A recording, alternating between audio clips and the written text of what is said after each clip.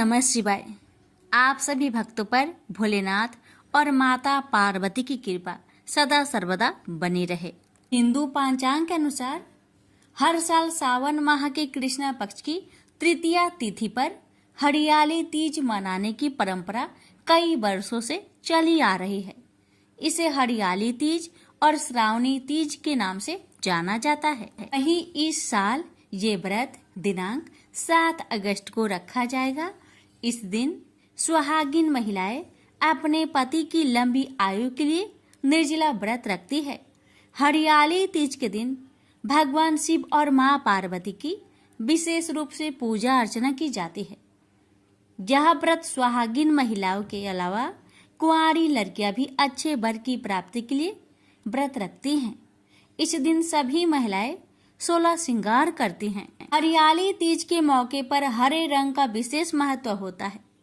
इस दिन सुहागिन महिलाएं हरी साड़ी, हरी कांच की चूड़ियां खासकर पहनती है। मान्यता है कि इस दिन पूजा करने के साथ साथ हरियाली तीज की कथा जरूर सुननी चाहिए, वरना व्रत सफल नहीं माना जाता।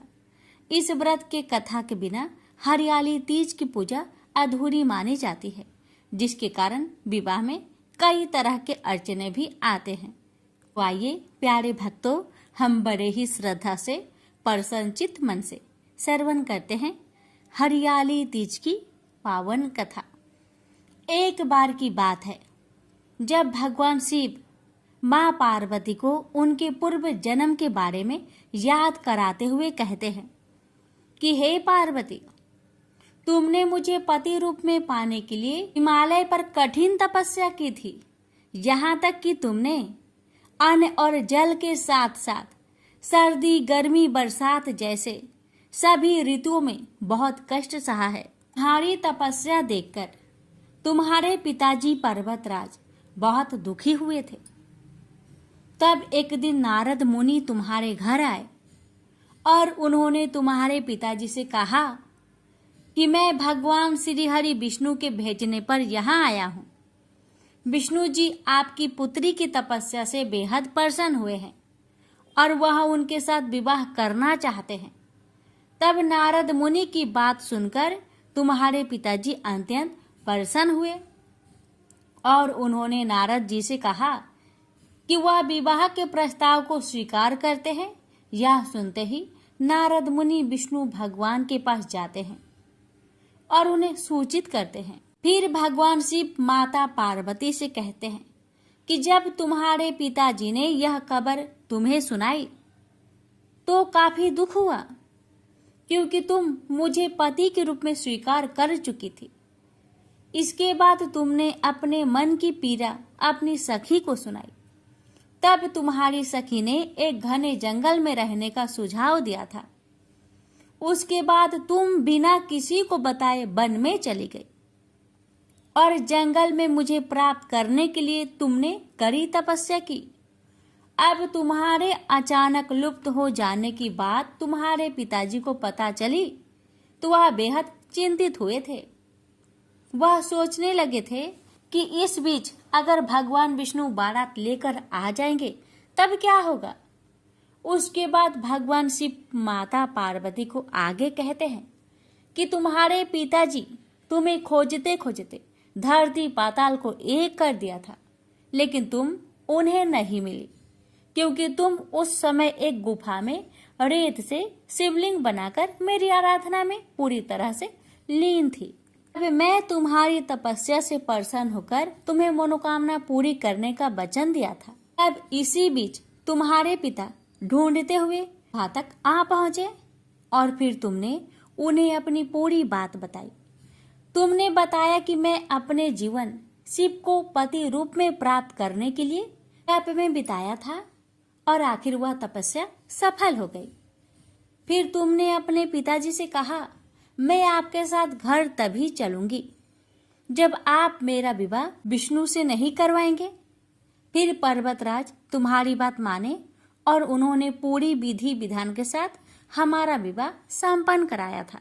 प्रेम से बोलिए हर हर महादेव। माता पार्वती की जय।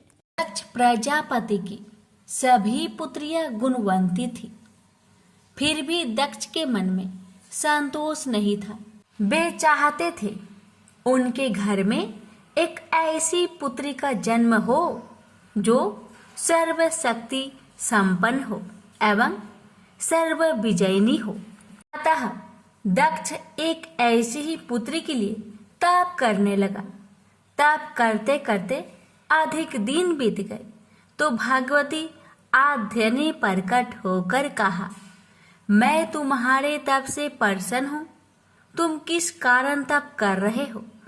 दक्ष ने तप करने का कारण बताया तो माँ बोली, मैं स्वयं पुत्री के रूप में तुम्हारे यहाँ जन्म धारण करूंगी। मेरा नाम सती होगा। मैं सती के रूप में जन्म लेकर अपनी लीलाओं का विस्तार करूंगी। फलतः भगवती आद्य ने सती रूप में दक्ष के यहाँ जन्म लिया। सती दक्ष की सभी पुत्रियों में सबसे अलौकिक थी। सती ने बाल्य अवस्था में ही कई ऐसे अलौकिक आश्चर्यचकित करने वाले कार्य कर दिखाए थे जिन्हें देखकर स्वयं दक्ष को भी विस्मय होता था। जब सती विवाह योग हो गई तो दक्ष को उनके लिए वर की चिंता होने लगी। उन्होंने ब्रह्मा जी से इस विषय में परामर्श किया।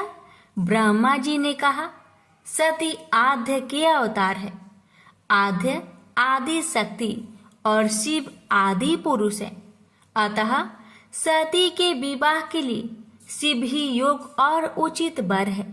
दक्ष ने ब्रह्मा जी की बात मानकर सती का विवाह भगवान शिव के साथ कर दिया।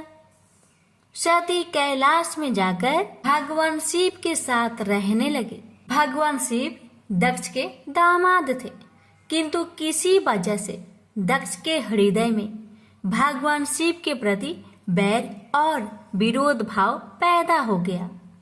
एक बार देवलोक में ब्रह्मा ने धर्म के निरूपण के लिए एक सभा का आयोजन किया था। सभी बड़े बड़े देवता सभा में एकत्र हुए। भगवान शिव भी इस सभा में बैठे थे। सभा मंडल में दक्ष का आगमन हुआ। दक्ष के आगमन पर सभी देवता उठकर खड़े हो गए, पर भगवान शिव खड़े नहीं हुए। उन्होंने दक्ष को प्रणाम भी नहीं किया। फलतः दक्ष ने अपमान का अनुभव किया। केवल यही नहीं, उनके हृदय में भगवान शिव के प्रति ईर्ष्या की आग जल उठी। वे उनसे बदला लेने के लिए समय और अवसर की प्रतीक्षा करने लगे। एक बार सती और शिव कैलाश पर्वत पर बैठे हुए परस्पर वार्तालाप कर रहे थे। उसी समय आकाश मार्ग से कई विमान कनखल की ओर जाते हुए दिखाई पड़े। सती ने उन विमानों को देखकर भगवान शिव से पूछा, प्रभु, ये सभी विमान किसके हैं और कहाँ जा रहे हैं? भगवान शंकर ने उत्तर दिया, आपके पिता ने बड़े यज्ञ का आयोजन किया है। समस्त देवता और देवंगनाएं इस विमानों में बैठकर उसी यज्ञ में सम्मिलित होने के लिए जा रहे हैं। इस पर सती ने दूसरा प्रश्न किया, क्या मेरे पिता ने आपको यज्ञ में सम्मिलित होने के लिए नहीं बुलाया? भगवान शंकर ने उत्तर दिया, आपके पिता मुझसे बैर रखते हैं, फिर वो मुझे क्यों बुलाने लगे? सती मन ही मन सोचने लगी। फिर बोली, यज्ञ के इस अवसर पर अवश्य मेरी सभी बहनें आएंगी। उनसे मिले हुए बहुत दिन हो गए। यदि आपकी अनुमति हो तो मैं भी अपने पिता के घर जाना चाहती हूँ। यज्ञ में सम्मिलित हो लूंगी और बहनों से भी मिलने का सुअवसर मिलेगा। भगवान शिव ने उत्तर दिया, इस समय वहां जाना उचित नहीं होगा। आपके पिता मुझसे बैर रखते हैं। हो सकता है वे आपका भी अपमान करे। बिना बुलाए किसी के घर जाना उचित नहीं होता है। इस पर सती ने प्रश्न किया, ऐसा क्यों?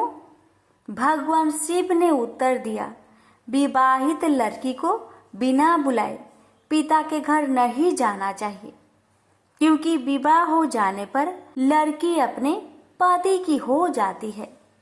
पिता के घर से उसका संबंध टूट जाता है।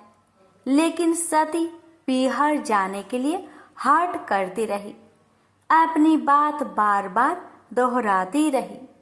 उनकी इच्छा देखकर भगवान शिव ने पीहर जाने की अनुमति दे दी। उनके साथ अपना एक गण भी साथ में भेज दिया। उस गण का नाम वीरभद्र था। सती वीरभद्र के साथ अपने पिता के घर गई। घर में सती से किसी ने भी प्रेम पूर्वक वार्तालाप नहीं किया। दक्ष ने उन्हें देखकर कहा, तुम क्या यहाँ मेरे अपमान कराने आई हो? अपनी बहनों को तो देखो, वे किस प्रकार भांति भांति के अलंकारों और सुंदर वस्त्रों से सुसज्जित है। तुम्हारे शरीर पर मात्र बाघंबर है। तुम्हारा पति शमशानवासी और भूतों का नायक है। वह तुम्हें बाघंबर छोड़कर और पहना ही क्या सकता है। दक्ष के कथन से सती के हृदय में पश्चाताप का सागर उमड़ पड़ा। वे सोचने लगे, उन्होंने यहाँ आकर अच्छा नहीं किया। भगवान ठीक ही कह रहे थे, बिना बुलाए पिता के घर में भी नहीं जाना चाहिए। पर अब क्या हो सकता है, अब तो आ ही गई हूँ। पिता के कटु और अपमानजनक शब्द सुनकर भी सती मौन रही। वे उस यज्ञ मंडल में गई जहाँ सभी देवता और ऋषि मुनि बैठे थे तथा यज्ञ कुंड में धू धू करती जलती हुई अग्नि में आहुतियां डाली जा रही थी। सती ने यज्ञ मंडप में सभी देवताओं के तो भाग देखे, किंतु भगवान शिव का भाग नहीं देखा। वे भगवान शिव का भाग ना देखकर अपने पिता से बोली, पिता श्रेष्ठ, यज्ञ में तो सबके भाग दिखाई पड़ रहे हैं, किंतु कैलाशपति का भाग नहीं है। आपने उनका भाग क्यों नहीं रखा? दक्ष ने गर्व से उत्तर दिया, मैं तुम्हारे पति शिव को देवता नहीं समझता। वह तो भूतों का स्वामी, नग्न रहने वाला और हड्डियों की माला धारण करने वाला है। वह देवताओं की पंक्ति में बैठने योग्य नहीं है। उसे कौन भाग देगा? सती के नेत्र लाल हो उठे। उनका मुखमंडल प्रलय की सूर्य की भांति तेजोदीप्त हो उठा। उन्होंने पीड़ा से तिल मिलाते हुए कहा, ओ, मैं इन शब्दों को कैसे सुन रही हूँ? मुझे धिक्कार है। देवताओं, तुम्हें भी धिक्कार है। तुम भी उन कैलाशपति के लिए इन शब्दों को कैसे सुन रहे हो, जो मंगल के प्रतीक है और जो क्षण मात्र में संपूर्ण सृष्टि को नष्ट करने की शक्ति रखते हैं। वे मेरे स्वामी हैं। नारी के लिए उसका पति ही स्वर्ग होता है।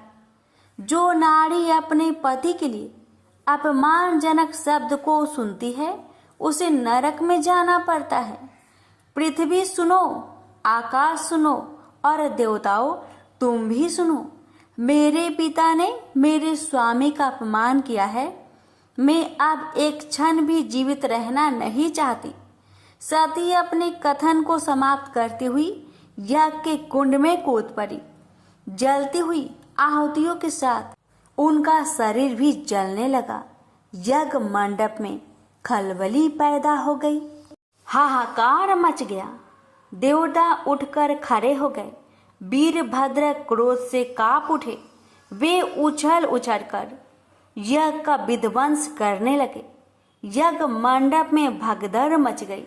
देवता और ऋषि मुनि भाग खड़े हुए। वीरभद्र ने देखते ही देखते दक्ष का मस्तक काट कर फेंक दिया।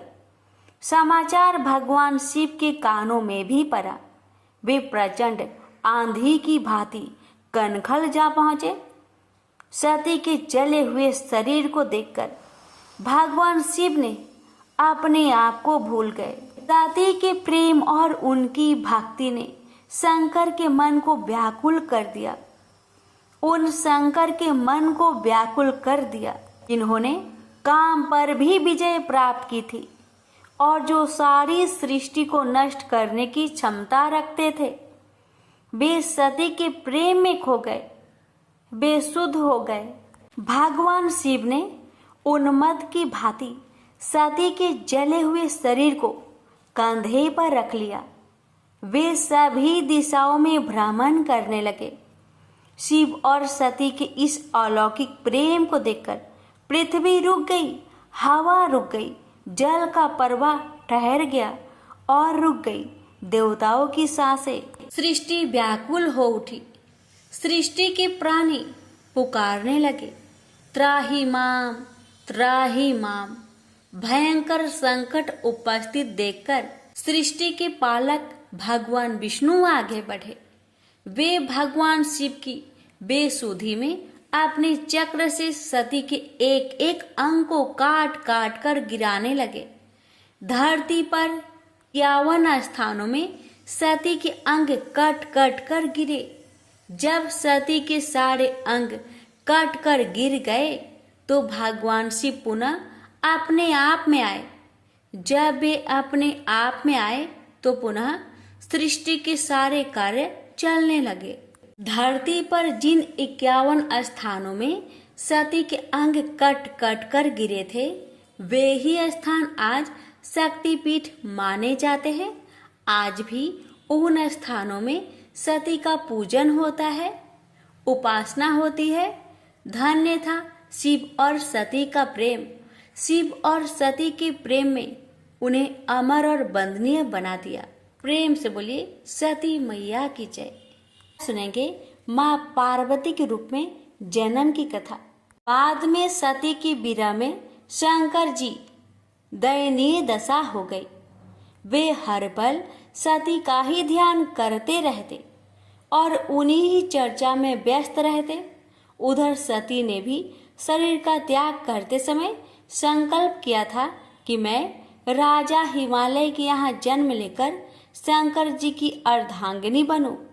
अब जगदम्बा का संकल्प व्यर्थ होने से तो रहा। वे उचित समय पर राजा हिमालय की पत्नी मेनका के गर्भ में प्रविष्ट होकर उनकी कोख में से प्रकट हुई।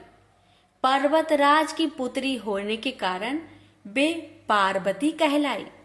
जब पार्वती बड़ी होकर सयानी हुई तो उनके माता पिता को अच्छा वर तलाश करने की चिंता सताने लगी।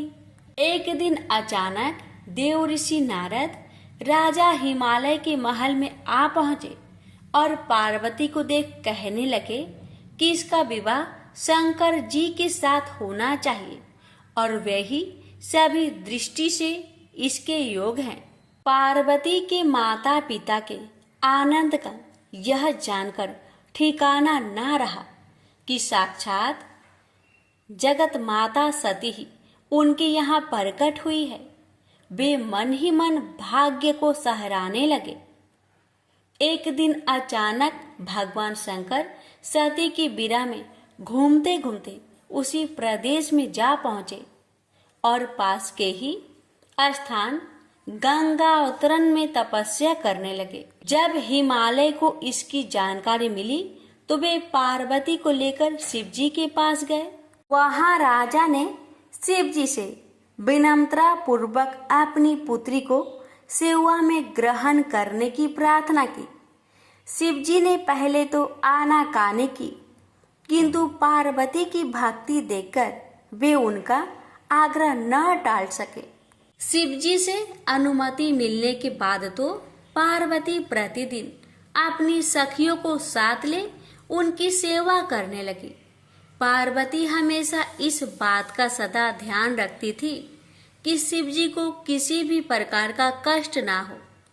वे हमेशा उनके चरण धोकर चरणोदक ग्रहण करती और षोडशोपचार से पूजा करती। इसी तरह पार्वती को भगवान शंकर की सेवा करते दीर्घ समय व्यतीत हो गया, किंतु पार्वती जैसी सुंदर बला से इस प्रकार एकांत में सेवा लेते रहने पर भी शंकर के मन में कभी विकार नहीं हुआ। वे सदा अपनी समाधि में ही निश्चल रहते।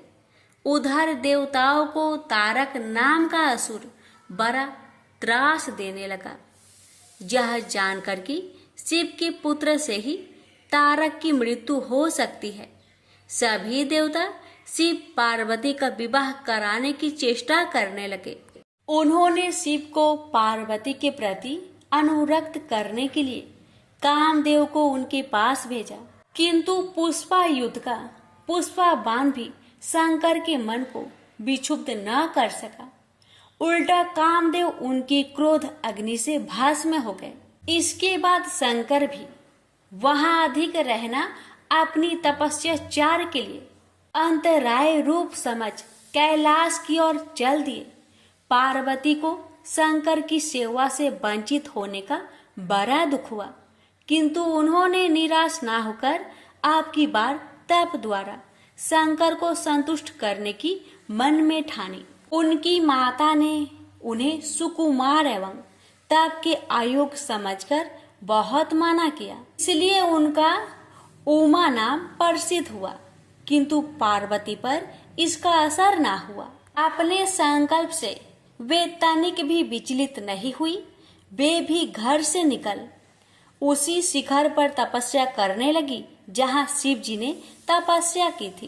तभी से लोग उस शिखर को गौरी शिखर कहने लगे। वहां उन्होंने पहले वर्ष फलहार से जीवन व्यतीत किया। दूसरे वर्ष वे पर्ण वृक्षों के पत्ते खाकर रहने लगी और फिर तो उन्होंने पर्ण का भी त्याग कर दिया और इसलिए वे अपर्णा कहलाई। इस प्रकार पार्वती ने 3000 वर्ष तक तपस्या की। उनकी कठोर तपस्या को देख ऋषि मुनि भी तंग रह गए। अंत में भगवान आशुतोष का आसन हिला। उन्होंने पार्वती की परीक्षा लेने के लिए पहले सप्त ऋषियों को भेजा और पीछे स्वयं वटु भेष धारण कर पार्वती की परीक्षा के निमित्त प्रस्थान किया। प्रेम से बोलिए हर हर महादेव। माता पार्वती की जय। एक समय की बात है, एक भाई बहन रहते थे। बहन का नियम था कि वह अपने भाई का चेहरा देखे ही खाना खाती थी। हर रोज सुबह उठती थी और जल्दी जल्दी घर का सारा काम काज करके अपने भाई का मुख देखने के लिए उसके घर से निकल जाती। एक दिन रास्ते में एक पीपल पेड़ के नीचे गणेश जी की मूर्ति रखी हुई थी। उसने भगवान के सामने हाथ जोड़कर कहा कि मेरे जैसा अमर सुहाग और मेरे जैसा अमर पिहर सबको दीजिए। यह कहकर वह आगे बढ़ जाया करती थी। हर दिन का उसका यही नियम था। जंगल के झाड़ियों के कांटे उसके पैरों में चुभा करते थे। एक दिन बहन भाई के घर पहुंची और भाई का मुख देखकर बैठ गई तो भाभी ने पूछा, पैरों में क्या हो गया है ननद जी? यह सुनकर उसने भाभी को जवाब दिया कि रास्ते में जंगल की झाड़ियों से गिरे हुए कांटे मेरे पाँव में चुभ जाते हैं। जब वह वापस अपने घर आ गई तब भाभी ने अपने पति से कहा कि रास्ते को साफ करवा दो। हमारी ननद यानी कि आपकी बहन झाड़ियों के रास्ते से आती है तो उसके पाँव में बहुत सारे कांटे चुभ जाते हैं। पत्नी की इतना बात सुनते ही भाई तुरंत उठा और हाथों में कुल्हाड़ी लेकर सारी झाड़ियों को काटकर रास्ता साफ कर दिया और इसी कारण से गणेश जी का स्थान भी वहां से हट गया। यह देखकर भगवान गुस्सा हो गए और उसके भाई के प्राण को हर लिए। लोग अंतिम संस्कार के लिए जब भाई को ले जा रहे थे तब उसकी भाभी रोती हुई लोगों से कही, थोड़ी देर रुक जाओ, उसकी बहन आने वाली है। वह अपने भाई का मुख देखे बिना नहीं रह सकती। उसका यह हर दिन का नियम है। तब लोगों ने कहा, आज तो देख लेगी पर कल कैसे देखेगी? रोज के दिन की तरह बहन अपने भाई का मुख देखने के लिए जंगल में निकल दी। जब जंगल में उसने देखा कि सारा रास्ता साफ किया हुआ है तब वह आगे बढ़ी तो उसने देखा कि सिद्धि विनायक को भी वहां से हटा दिया गया है। तब उसने जाने से पहले गणेश जी को एक अच्छे स्थान पर रखकर उन्हें स्थान दिया और हाथ जोड़कर बोली, हे गणेश महाराज, मेरे जैसा अमर सुहाग और मेरे जैसा अमर पिहर सबको देना। और फिर इतना कहकर आगे निकल गई। लड़की की बात सुनकर भगवान गणेश सोच में पड़ गए, अगर मैं इसका नहीं सुना तो मुझे कौन मानेगा, हमें कौन पूजेगा। तब सिद्धि विनायक ने उसे पीछे से आवाज दिया कि बेटी, इस खेजड़ी की 7 पत्तियां ले जा और उसे कच्चे दूध में घोलकर भाई के ऊपर छींटा मार देना, वह उठकर बैठ जाएगा। यह सुनकर जब बहन पीछे मुड़ी तो उसने देखा कि वहां तो कोई नहीं है, लेकिन फिर भी उसके दिल से आवाज आई, जो मैंने सुना वैसे ही करती हूँ, देखा जाए क्या होता है। इतना सोचकर वह 7 खेजड़ी की पत्तियां लेकर अपने भाई के घर पहुंची। उसने देखा वहां कई लोग बैठे हुए हैं। भाभी बैठी रो रही है और पास में ही भाई का लाश रखा हुआ है। तब उसे रास्ते में जो आवाज सुनाई दी थी वही बात याद आई और उसने वैसा ही किया जैसे उसने सुना था। उसने खेजड़ी की 7 पत्तियों को बताए हुए नियम के तहत भाई के ऊपर इस्तेमाल किया। तब उसका भाई उठकर बैठ गया। भाई बोला बहन से, मुझे तो बहुत ही गहरी नींद आ गई थी। तब बहन बोली, यह नींद किसी दुश्मन को भी ना आए, और उसने सारी बात अपने भाई को बता दी। हे गणेश महाराज, जैसे आपने उस बहन की सुनी वैसे ही कहानी कहने वाले, हुक्कारे भरने वाले सभी की परिवार की सुनना और सभी के परिवार की रक्षा करना। सभी प्रेम से बोलिए गणेश महाराज की जय हो। धन्यवाद।